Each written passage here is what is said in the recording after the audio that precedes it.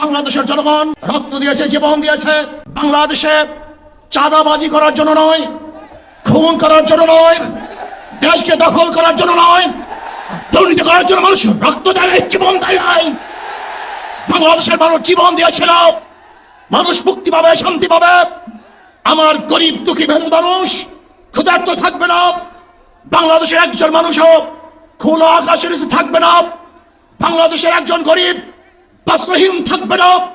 আমার বাংলাদেশের কোন মানুষ গুম হবে না, খুন হবে না। বাংলাদেশের কোন ব্যবসায়ীকে চাঁদা দিতে হবে না। বাংলাদেশের প্রত্যেক নাগরিক অধিকার বাস্তবায়ন হবে। তারা শান্তিতে বসবাস করতে পারবে, নির্বিঘ্নে ঘুমাতে পারবে। আমার মা বোনরা ইজ্জত দিয়ে রাস্তায় চলাফেরা করতে পারবে।